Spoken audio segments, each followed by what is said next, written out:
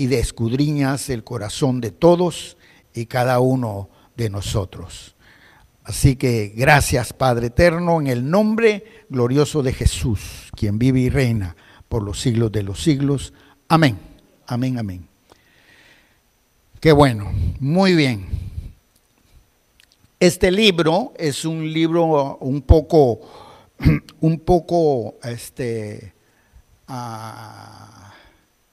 problemático, en el sentido de que hay que discernirlo bien y digerirlo, escudriñarlo para no equivocarse en lo que hay escrito. Queremos siempre predicar la verdad, queremos siempre nosotros enseñar lo que el Señor quiere que nosotros aprendamos de Él, y por eso este libro está muy enlazado más en algunos libros como el libro de Daniel, Jeremías, Isaías, en algunos otros libros, Joel, están muy imprimidos. Y el libro de Apocalipsis prácticamente es un libro profético, pero habla mucho de simbolismos, de sombras que fueron del pasado, pero que ahora se hacen realidad. Este libro habla del pasado, habla del presente y habla del futuro. Así que tenemos nosotros que tener mucho cuidado en ello. Dentro de la introducción que tengo, déjeme decirle que este libro, el libro de Apocalipsis, fue revelado a Juan. ¿Quién fue Juan? Juan era uno de los discípulos del Señor que anduvo con nuestro Señor. Juan vio a nuestro Señor tal como Él era, como Él fue estando en la tierra, cuando Él se hizo hombre y habitó como hombre. Juan anduvo con nuestro Señor Jesucristo. A Él se le reconoce como el apóstol del amor porque estaba tan cerca, y ahí podemos sacar una secuela.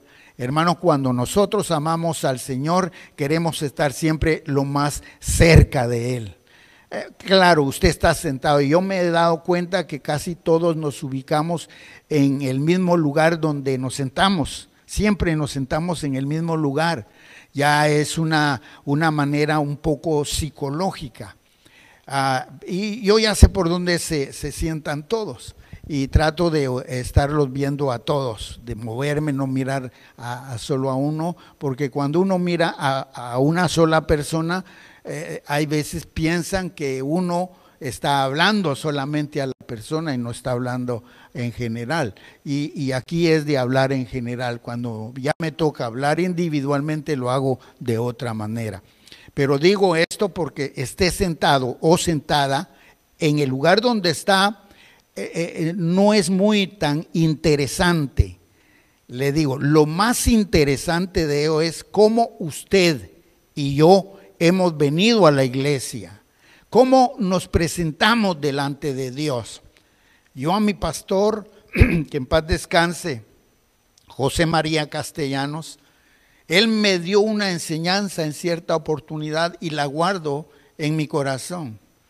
Él nos enseñó y nos dijo que la iglesia éramos nosotros y que cuando nosotros veníamos al templo, cuando nosotros veníamos a la casa de oración, dice que sucedía algo maravilloso, extraño y poderoso que nosotros no podíamos ver, pero que sí lo podíamos sentir. Y eso es real, hermanos, porque la palabra dice que donde 2 o 3 se reúnen en su nombre, ahí está Él, ¿verdad? Él está aquí y no le vemos, pero sí podemos sentirle. Por eso yo hay veces digo, ¿cuántos sienten la presencia de Dios?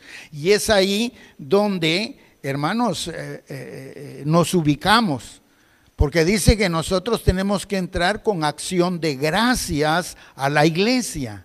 Cuando entramos con acción de gracia a la casa de Dios, eso quiere decir que nosotros venimos agradecidos, nosotros venimos contentos, aunque tengamos problemas, pero venimos con la mejor intención para estar cerca del Señor.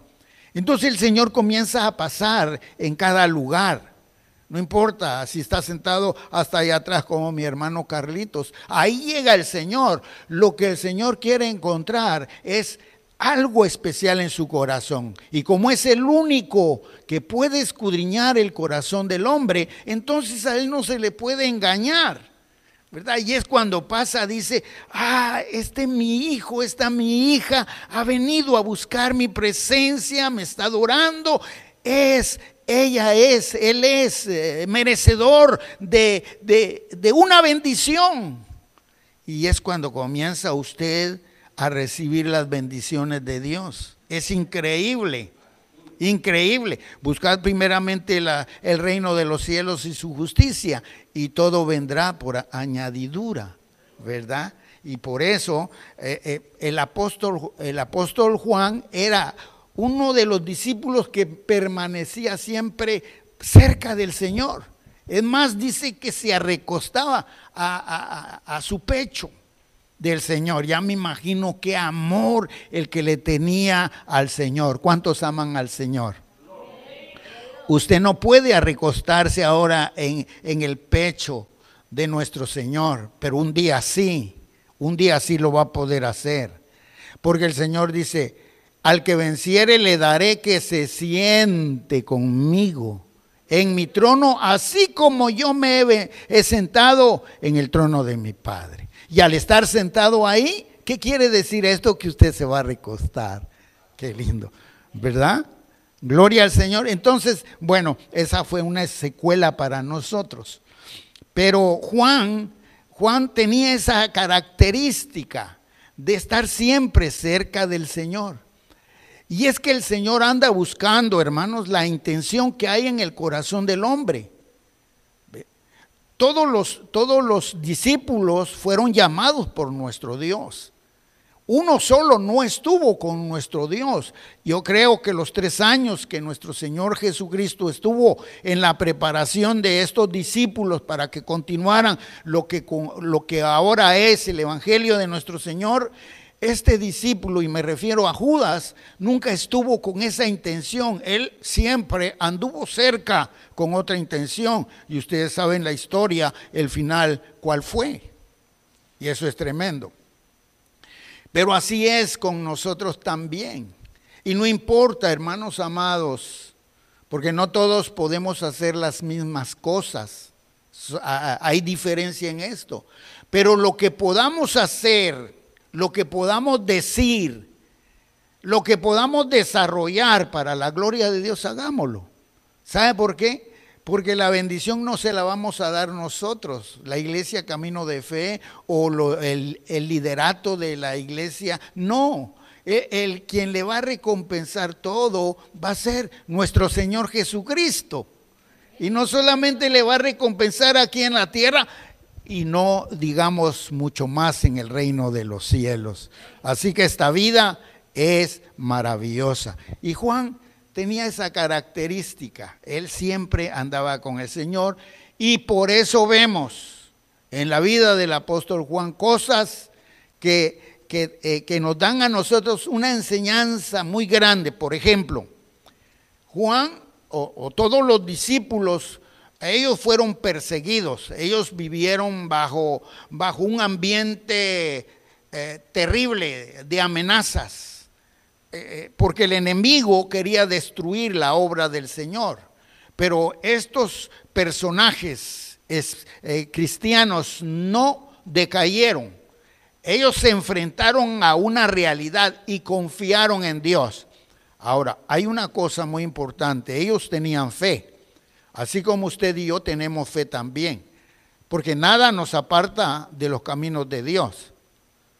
Yo siempre he dicho que a mí nadie me va a sellar mi boca de alabar y glorificar a Dios, de predicar su palabra. Aún ni mis hijos o mi hijo, ni mi esposa, ni nadie me puede, aún si me quedara mudo, yo no sé cómo le haría, pero seguiría glorificando a Dios. Porque esa es mi vida. Y eso es lo que tiene que haber en nosotros. Tener ese agradecimiento y ese gozo. Y los discípulos lo tenían, porque ellos no no desfallecieron en su fe, ellos continuaban, los enviaron a los estadios para ser muertos por las fieras, y ellos ahí levantaban sus manos, ya me imagino, siempre dándole la gloria y la honra a Dios. En sí, hermanos, el dolor de la muerte puede ser por unos minutos. Recuérdense que el dolor de la muerte de nuestro Señor Jesucristo lo sufrió siempre, porque Él sabía a lo que había venido al mundo.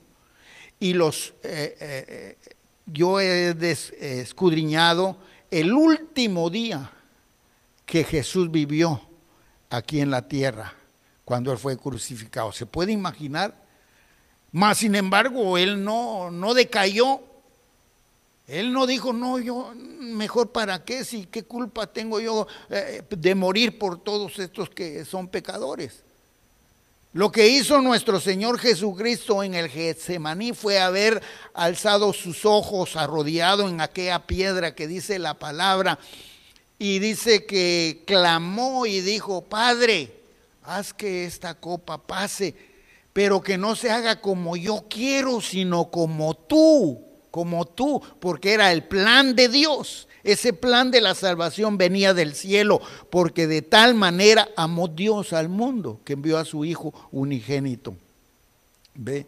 Y Él no se retractó, y así sus discípulos también vieron a nuestro Señor y ellos tomaron ese valor. Yo me imagino, hermanos, que en el libro de las historias de ellos, donde no está escrito, yo pienso que pero si nuestro Señor, nuestro Maestro sufrió y Él salió victorioso, ¿por qué nosotros no? Y yo pienso que eso mismo les hacía agarrar fuerza, y aún murieron.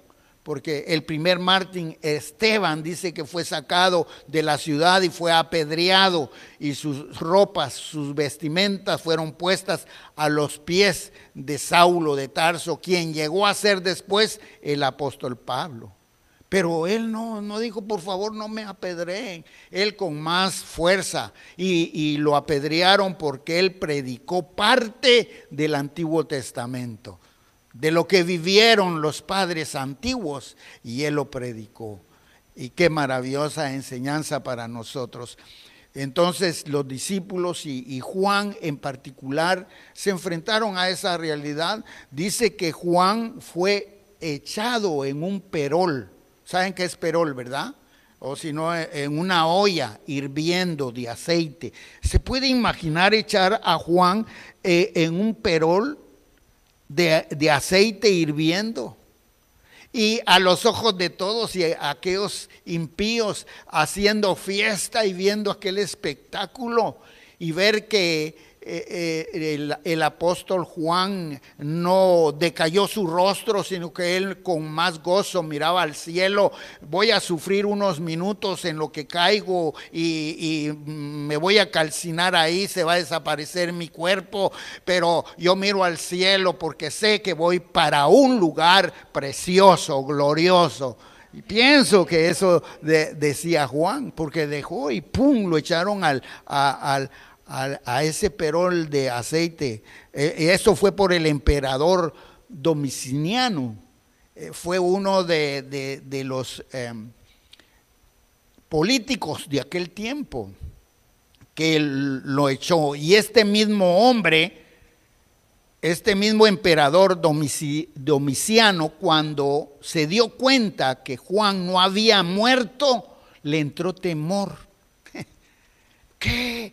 No murió, porque echaron a otros y los otros sí tronaron, pero Juan no. Ahí estaba el poder glorioso de Dios. Por eso el hombre no debe de tenerle pánico a la muerte. Hermanos, todos vamos a morir, pero la palabra dice que nosotros, los que vivimos en la gracia de nuestro Señor Jesucristo, Él ya nos tiene en su mano, y Él sabe cuándo, cómo y a qué horas nosotros vamos a partir a su presencia. puede ser de un trompezón, pero nadie se va a quedar, pero va a ser en el tiempo cuando Dios diga, ya es hora que tú vengas a mi presencia. Amén. Gloria al Señor. Bendito sea su nombre. Aunque andes en valles de sombras de muerte, no temas, iglesia. Así dice el Señor, ¿verdad? Porque Él está con nosotros. Tantos testimonios maravillosos que hay de esto. Entonces, este emperador le entró miedo, pánico de ver que no murió. Entonces dijo, no, con este no puedo. Mándenlo para la isla de Patmos. Y para allá mandaron a Juan. No lo mandaron a un lugar, a Cancún. ¿Verdad que no? No lo mandaron a aquellas playas preciosas que hay en nuestros países. No, lo mandaron a un lugar donde solo habitaban delincuentes, porque era un área como para prisioneros, la isla de Patmos. ¿Y por qué lo enviaron ahí? No lo enviaron por ladrón, por ser delincuente, ser traficante. Lo enviaron por ser hijo de Dios y por enfrentarse a una verdad y por traer la libertad a través de su predicación a todos y cada uno. Qué lindo, hermanos amados, qué maravilloso. Así que nosotros no hemos sufrido nada en el Evangelio de nuestro Señor, ¿verdad? Bueno, como es una enseñanza y sacamos secuelas, aquí sacamos secuelas, enseñanzas para nosotros. No importa que no termine ahora la enseñanza, pero es importante. ¿Sabe cuál es lo triste? Lo triste que hay quienes le dan la espalda a Dios por cosas tan pequeñas, tan mínimas, que no tienen sabiduría para poder enfrentarse a esa realidad.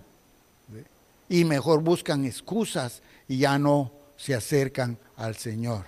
Pero también no nos admiramos de ello, porque mayormente en este tiempo estamos viviendo el tiempo de la apostasía, donde muchos están apostatando de lo que han creído, de lo que habían creído, y le están dando la espalda a nuestro Dios. Pero Dios le bendiga a usted, Dios le bendiga grandemente, porque estamos de pie y estamos en victoria. ¿Verdad que estamos en victoria? Cristo está con nosotros. Así que ahí lo mandaron a la isla de Patmos, y estando ahí en la isla de Patmos es donde Dios le da la revelación del libro de Apocalipsis. Entonces Dios tenía un plan, así como hay un plan en todos y cada uno de nosotros. Quiera Dios que no trunquemos el plan que Dios tiene, porque tiene un propósito siempre Dios en nuestra vida. ¿Verdad? Todo tiene un propósito, que lo lleguemos nosotros a truncar, porque todos tenemos un libre albedrío, si queremos o no queremos hacerlo. Pero Juan lo hizo, y gracias a Dios. Muy bien, el verso 4 dice Juan a las 7 iglesias, o sea que ya ahí, ya Juan está teniendo la visión. Juan a las 7 iglesias que están en Asia, lo que ahora es Turquía. Me parece que, si no estoy mal ubicado, estaba frente al mar Egeo. Está la isla de Patmos, ¿verdad? Pero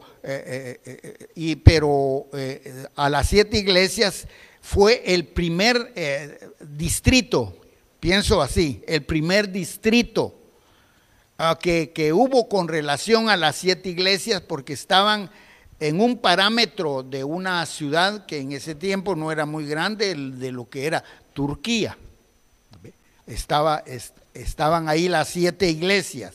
Pues Juan a las 7 iglesias que están en Asia: gracias y paz a vosotros. O sea, gracia. Esta palabra gracia y paz a vosotros. Cuando dice gracia y paz a vosotros, hermanos, nosotros vivimos ahora, vivimos bajo la majestad gloriosa de nuestro Dios. Ahora vivimos en el tiempo de la gracia, porque nuestro Señor derramó su sangre en la cruz del Calvario, y por gracia ahora somos salvos. Por eso decimos que vivimos en el tiempo de la gracia. Bendito sea nuestro Señor. Él fue el Cordero inmolado. Más o menos vimos algo cuando estuvimos viendo el tabernáculo. Él es el Cordero inmolado que derramó su sangre para hacernos libres. Y esa gracia está ahora en nosotros. Gracia, dice, y paz. Entonces, relaciono esto. Cuando dice gracia, ¿cuántos son salvos? ¿Cuántos han recibido a Cristo con todo su corazón y con toda su alma? ¿Cuántos han tenido esa gracia ya del Señor? Ese regalo maravilloso que solamente nuestro Señor Jesucristo lo ha dado. Y cuando está la gracia del Señor en nuestra vida, entonces produce paz. Por eso dice con seguridad Juan, paz a vosotros, paz a vosotros. ¿Cuántos tienen paz en sus corazones? Gloria a Dios, gloria a Dios. Aprendemos en la vida siempre, aprendemos todos los días, estamos aprendiendo, pero luchamos para no equivocarnos 2 veces.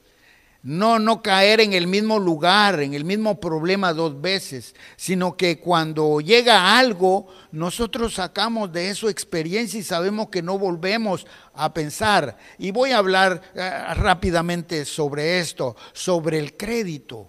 El crédito ha quitado la paciencia, ha quitado la paz, ha quitado, hermanos, el gozo del corazón del ser humano, porque vive bajo esa presión de las deudas. Y como aquí es tan fácil que todos los apoderados, los bancos y los inversionistas le proporcionan fácilmente a usted el dinero, y como a veces nos hace falta y lo tomamos, pero después viene un dolor de cabeza porque se nos acerca, se está pagando el 27, el 29%, y eso es terrible. Se trabaja solamente para los inversionistas y estos se siguen haciendo ricos, y el ser humano comienza a estresarse, y el estrés trae enfermedad, trae cosas, consecuencias, y es ahí donde está la diabetes, es ahí donde viene el cáncer y de donde vienen todas esas pestes que están apareciendo. Pero el Señor dijo en una sola palabra, hermanos, que por sus llagas nosotros fuimos curados. Dice que por sus llagas nosotros fuimos liberados, y ahora entendemos, hermanos, y sabemos que tenemos que saber vivir y darle la gloria y la honra a nuestro Dios bajo estos parámetros que nos van a dar a nosotros, hermano, esa ansiedad de vivir contentos, de vivir alegres. Y aunque por ahí hayan cosas, pero estamos confiados en que Dios está sobre todo en nuestras vidas. Por eso el apóstol dice, paz a vosotros. Si vivimos bajo la gracia, tenemos que tener paz. Ahora, a Juan con seguridad estaba diciendo, paz a vosotros. Y aquí viene y dice algo importante. Dice, del que es, y el que era, y el que ha de venir. Mire, tres puntos importantes. Dice, paz a vosotros. Del que es. ¿Por qué? Porque el que es, porque Él es siempre. Él es el alfa y el omega, el primero y el último. Él es Dios y no hay otro como Él. Y Él habla en el presente. Aquí está declarando su majestad en el presente. El que es. Y de ahí habla en el pasado, el que era. Porque Él sigue siendo el mismo, el que era. Él sigue siendo el mismo que estuvo en el pasado. Si vamos allá al Antiguo Testamento, hermanos, Él era Dios. Y desde allá, aunque la majestad divina de nuestro Señor Jesucristo no era manifestada como ha sido manifestada ahora a nosotros, pero ya habían simbolismos que estaban detallados a través de nuestro Señor Jesucristo. O Él era, Él es. y en el futuro es el que dice el que ha de venir. Gloria a Dios. Gloria a Dios. Y el apóstol lo está declarando de esa manera. Del que es, del que era y el que ha de venir. Y de los 7 espíritus que están delante de su trono, de los 7 espíritus que están en su trono. Mire, vayamos a Éxodo capítulo número 3, verso 14. Dice así la palabra: y respondió Dios a Moisés y le dijo estas palabras: yo soy el que soy. Y dijo: así dirás a los hijos de Israel, yo soy, me envió a vosotros. O sea, Dios es Dios. Y Él toma control, toma control de un ser humano. Y cuando toma el control de un ser humano, le está diciendo: lo que yo te voy a decir, lo que yo te voy a poner y lo que tú vas a hacer es como que yo fuera, el yo soy. Es igual, hermanos, ahora a nosotros. Volvamos allá al libro de Apocalipsis, porque aquí dice la palabra del Señor, cuando dice: y de los 7 espíritus que están delante de su trono. Pero vea bien, espíritu está en minúscula, no está en mayúscula. Estuviera en mayúscula, se estuviera refiriendo al Espíritu de Dios, pero está en minúscula. Ahora bien, aprendimos cuando dice las 7 iglesias. Hermanos, cuando nosotros estudiamos el tabernáculo y cuando llegamos al lugar santo, en el lugar santo había allí un candelero de 7 ramas, de 3 para un lado y de 3 para el otro lado. Y en medio estaba el ala que cubría de aceite a las otras lámparas. Si nosotros vamos siempre aquí en el libro de Apocalipsis, oiga lo que dice en el capítulo, siempre en el capítulo 1, verso 20, en el último verso. El misterio, este es un misterio. El misterio de las 7 estrellas que has visto en mi diestra y de los 7 candeleros de oro. Dice, las 7 estrellas son los ángeles de las 7 iglesias y los 7 candeleros que has visto son las 7 iglesias. Muy bien, vaya poniendo atención. Cada iglesia, pues se hablaba de una luz. El candelero, hermanos, el candelero, lo que nos enseña simbólicamente es que así como en el tabernáculo, en el lugar santo, estaba el candelero de 7 ramas, las cuales iluminaban el lugar, ese lugar especial, también aquí con nosotros, aquí tiene que estar la luz de nuestro Señor. Ahora, estamos hablando que habla de que no es espíritu del Señor, sino que son espíritus refiriéndose al ser humano. Por eso el misterio de las 7 estrellas visto en mi diestra y de los 7 candeleros de oro. Las 7 estrellas son los ángeles de las 7 iglesias. Ahora, ¿qué podemos nosotros sacar de esto, hermanos? Esto es algo tan precioso. Por eso yo digo que un día todos nosotros los pastores vamos a dar cuentas de nuestros hechos. Vamos a dar cuenta de lo que nosotros hicimos, de lo que nosotros hacemos. que nosotros asimilamos, somos nosotros. Porque Dios pone algo especial en nosotros, algo especial. Cuando yo oro por usted, por alguna necesidad, Dios tiene que escuchar mi oración, porque yo soy el pastor de esta iglesia. ¿Me explico? Estamos hablando del primer distrito que existió en Asia, lo que ahora es Turquía, las 7 iglesias. Dios sigue siendo el mismo.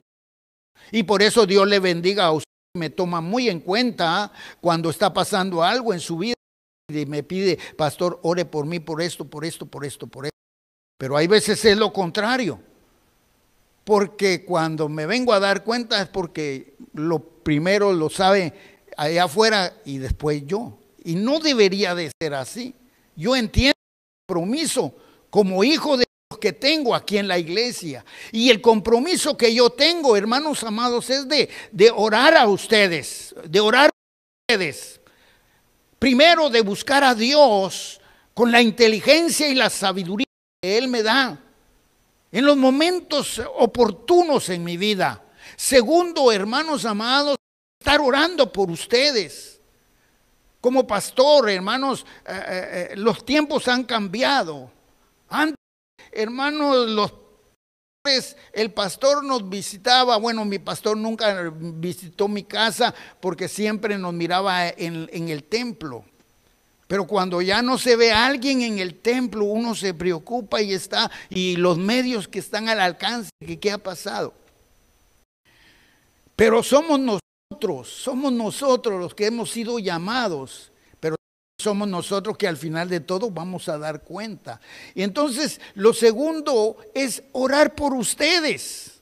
Y lo tercero es lo que estamos haciendo hoy, hermanos, aprendiendo, luchando para traerles una palabra fresca, una palabra que se digera, se puede digerir y que puede llegar a nuestra vida.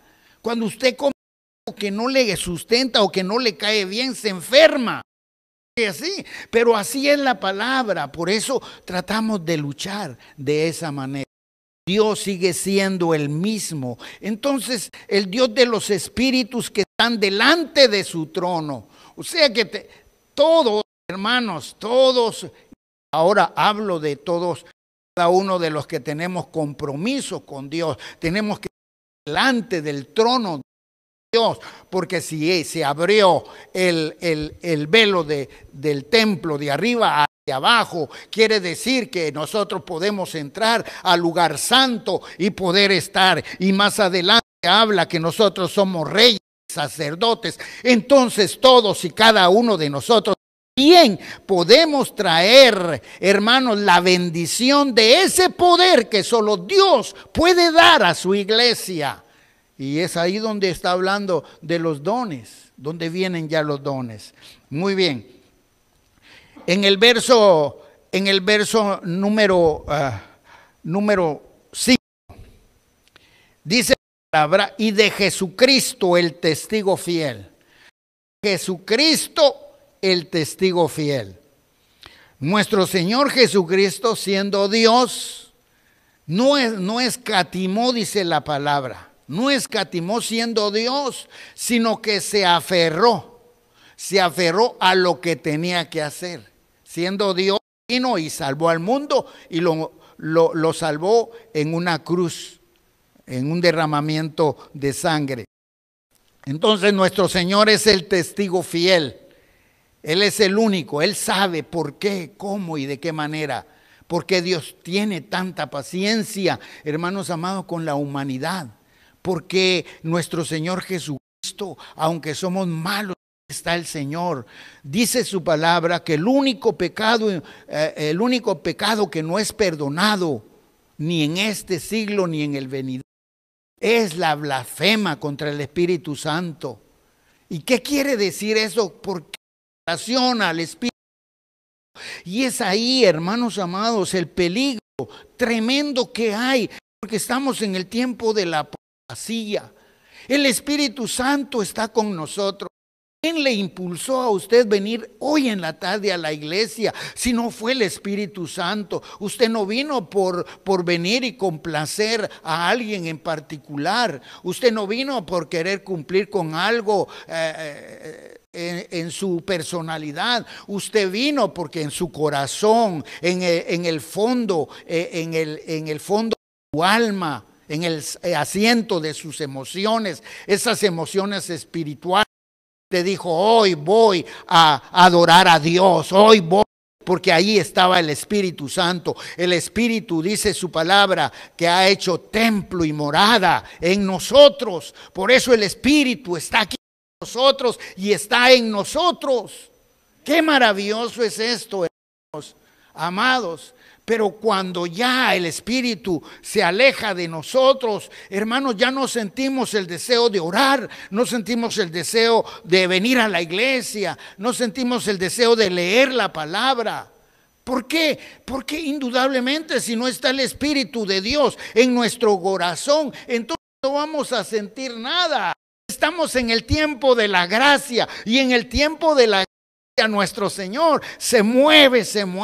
Dice que no redargüyemos, no redargüyes al Espíritu de Dios. Redargüir cuando nosotros pues, estamos a punto o vamos a hacer algo malo.